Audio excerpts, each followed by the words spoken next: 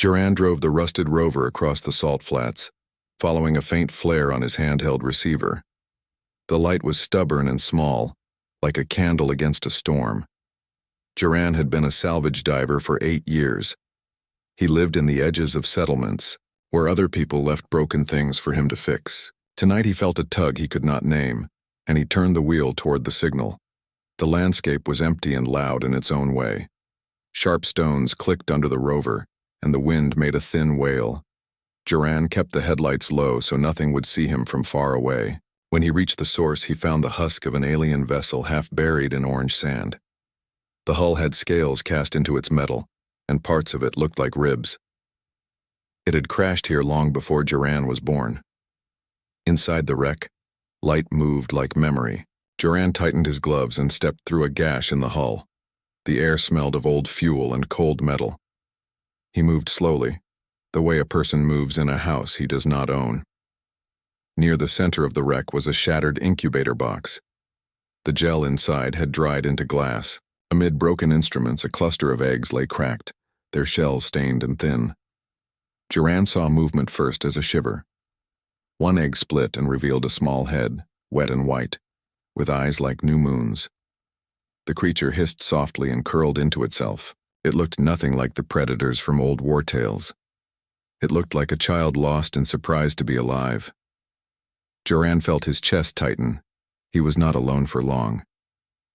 A voice from the doorway said steady and careful words, and a woman with a braided scarf stepped into the wreck with a lamp. Her name was Mila. She had been a field medic in a caravan and now ran a small clinic in a canyon village. She knew how to hold fear without letting it spread. Together they wrapped the hatchlings in Joran's jacket and carried them back to the rover. Joran drove with one hand while Mila fed them salt water through a tiny syringe she had for animals. The hatchlings made soft noises that sounded like forgotten songs. Joran thought about how quiet their world had been before this. He thought about how he had always been good with broken things. Back at the canyon, the two of them made a shelter with salvaged panels and an old solar mat. The hatchlings slept in a hollow lined with warm cloth. Joran worked through the night, cleaning their wounds with careful fingers. Mila mixed nutrient paste from roots and powdered protein from her pack. When dawn came, the canyon painted the rocks in warm light, and the hatchlings opened their eyes wider. They were small, but fierce. Scales alongside their spines glowed like cooled embers. One was larger, with a curl in its horn, and the other was leaner, with a crooked wing. Mila named the larger one Siren in a whisper because the name felt like a calm song, and Joran said he liked that. They did not give the leaner one a name yet. They watched them breathe and thought of what they might become. News of the rescue spread in the canyon as it always did when something unusual happened. Children crept to the edge of the shelter and left bowls of watered grain. Old men came with stories of dragons from before the wars. Some people were afraid. Stories told that dragonkin had been at the heart of old destructions.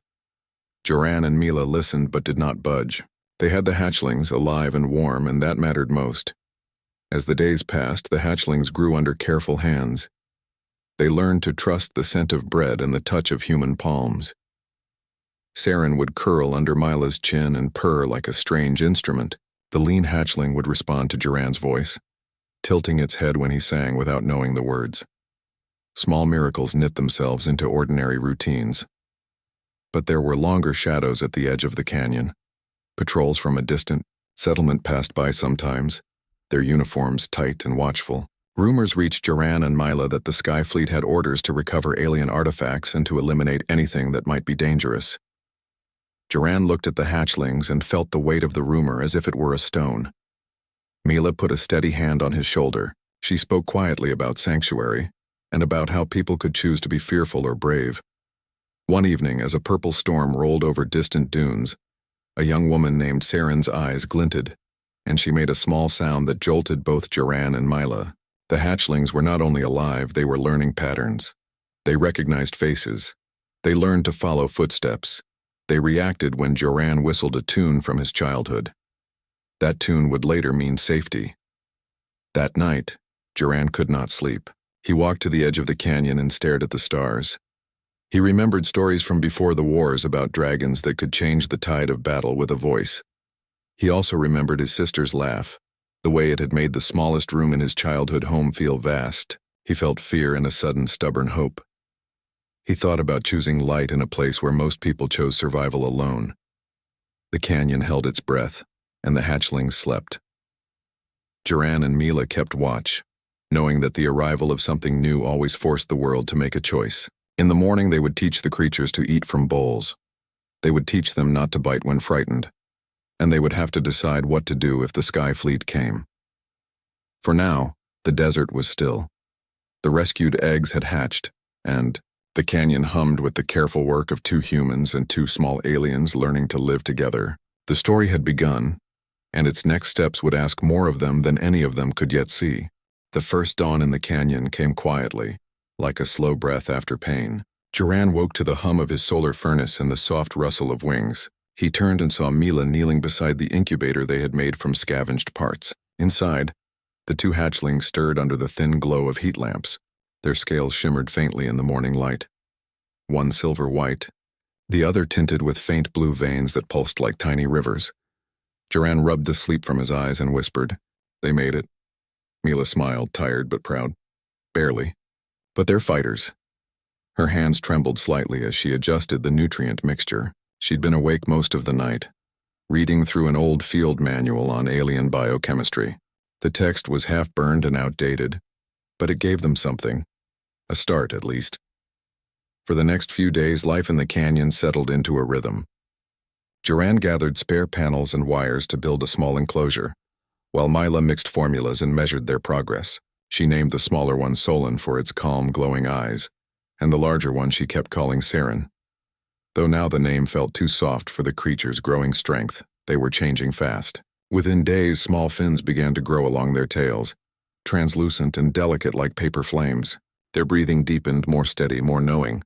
Joran watched, amazed and cautious. He remembered the stories, how creatures like these once scorched entire fleets. Yet when Saren pressed its small head against his palm, he felt nothing but warmth. One afternoon, a sandstorm swept through the canyon. The wind howled, tearing at their shelter. Joran secured the outer walls while Mila huddled close to the hatchlings, whispering calm words through the noise.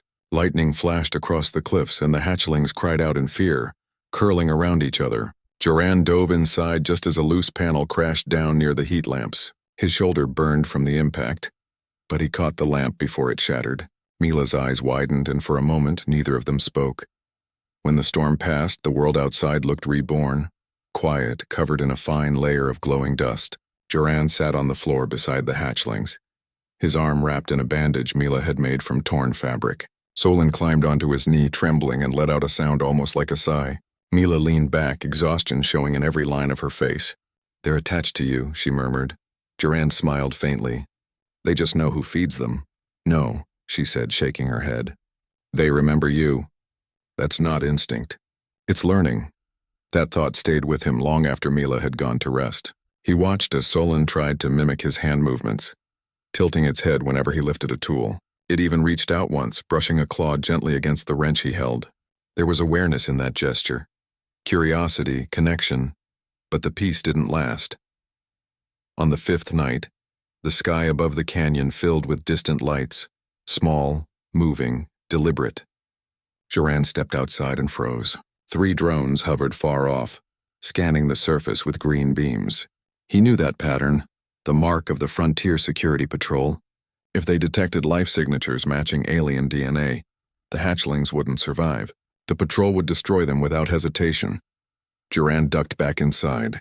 "Mila," he whispered, "we've got trouble." She woke instantly, her training kicking in. "How close?" "A few kilometers. If they sweep this canyon, we're done." Mila stared at the hatchlings, both asleep, unaware of the danger. "We can't move them far," she said. "They're still too weak." Joran's eyes hardened. "Then we hide them." They worked quickly.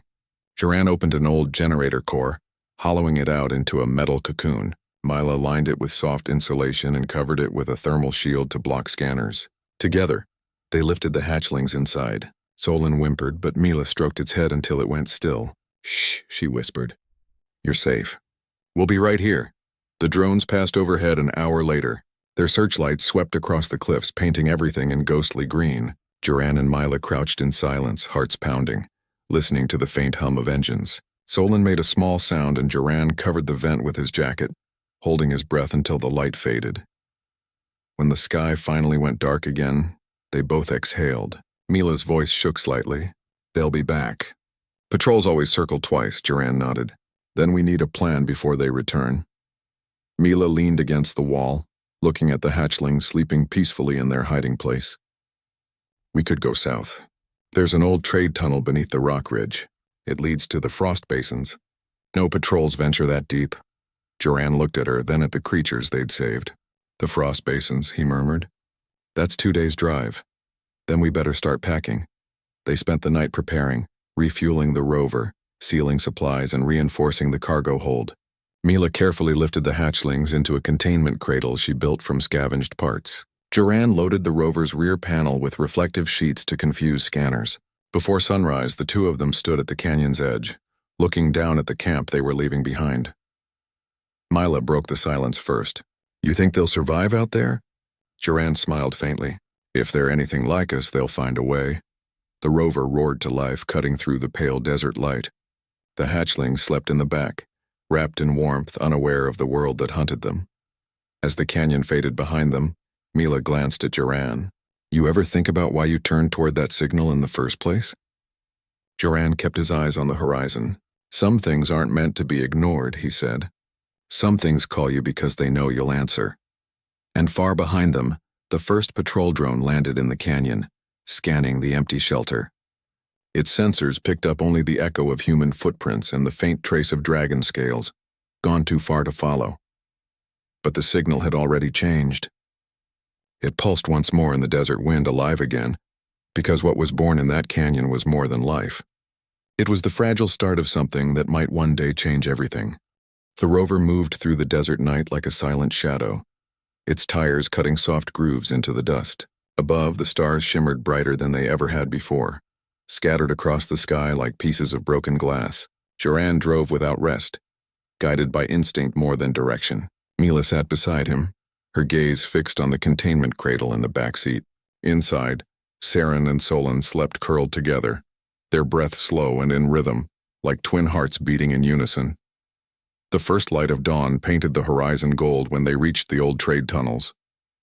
They were ancient structures carved into the earth long before the wars, now half buried by shifting sand. Joran stopped the rover at the entrance and looked at Mila. This is it, he said. Once we go in, there's no turning back. Mila smiled faintly. We left turning back 2 nights ago. They entered the tunnels. The air inside was cool and heavy with the scent of stone. Their lamps flickered across the walls, revealing faded carvings, symbols from civilizations that had vanished long ago. Joran drove carefully, avoiding debris while Mila checked the hatchlings. Saren stirred awake first, stretching its small wings and making a soft chirping sound that echoed down the tunnel. Solon blinked slowly, eyes glowing faintly blue in the dark. Joran turned his head, half smiling. They're getting stronger. Stronger and louder, Mila replied, grinning despite her fatigue. If they keep this up, we'll have to teach them to whisper. They stopped near an underground cavern where the ceiling opened into a skylight. Pale light poured through, revealing a pool of clear water at the center. Mila stepped out first, stretching her arms. It's beautiful, she whispered. Joran nodded. A good place to rest. For the next few hours, they made camp.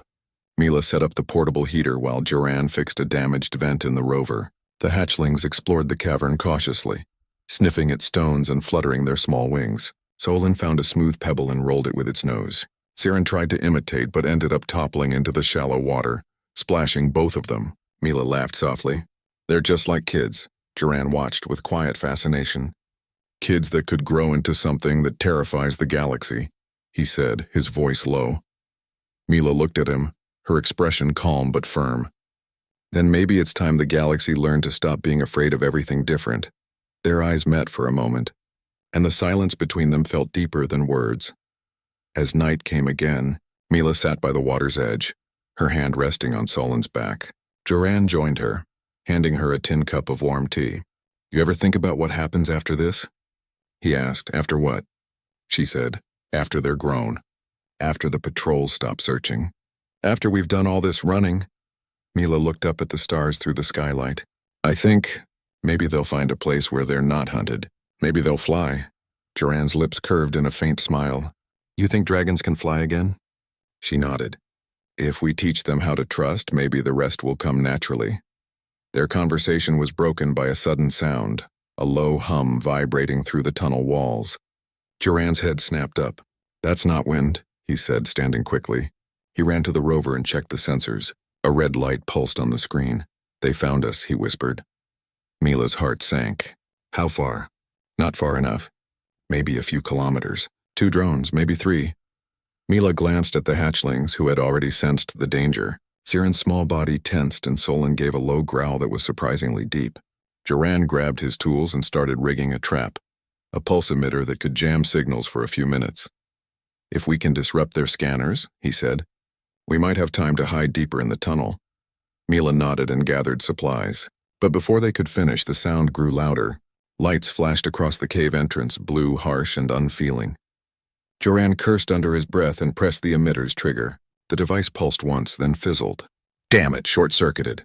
A drone appeared at the opening, its mechanical wings slicing through the air. It scanned the cavern, locking onto heat signatures. Joran raised his rifle, aiming at the sensor core. The shot rang out, hitting the drone's side and sending sparks flying. It spun wildly before crashing into the water. Run, he shouted. Mila scooped up the hatchlings, wrapping them in a thick cloth, and sprinted toward the deeper tunnel.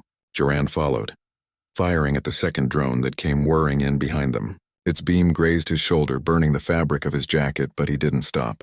They dashed into the darkness, their footsteps echoing against the stone. After what felt like hours, they reached a narrow chamber. Joran sealed the entrance with a metal slab, breathing hard. Mila set the hatchlings down, both of them trembling and confused. Joran leaned against the wall, clutching his arm. Blood seeped through the fabric. Mila tore a strip of cloth and pressed it against the wound. You shouldn't have done that, she whispered. Shouldn't have done what? He asked through clenched teeth. Risked your life for them. Joran looked at her, pain flickering in his eyes. If we don't, who will? Silence filled the chamber again, broken only by the sound of breathing, human and alien side by side. Solon crawled closer to Joran and placed its small head on his knee. He froze for a moment, then slowly reached down and stroked its scales. In that moment, Mila realized something profound. The creatures weren't just learning, they were connecting. They were reflecting what they saw, what they felt. Kindness was reshaping their instincts. Trust was rewriting their nature. Joran looked down at Solon and then at Mila. Maybe this isn't about saving them, he said quietly. Maybe it's about saving us too. Mila smiled softly. Maybe both. Above them, the last drone circled the tunnel, scanning, searching, but never finding. Deep below the surface, 2 humans and 2 small hatchlings sat together in the dark, united not by blood or species, but by something far stronger, the fragile, unspoken bond between life that chooses to protect and life that chooses to believe. And somewhere beyond the horizon, under the alien sky of Sinandor Prime, the first hint of a new dawn began to rise.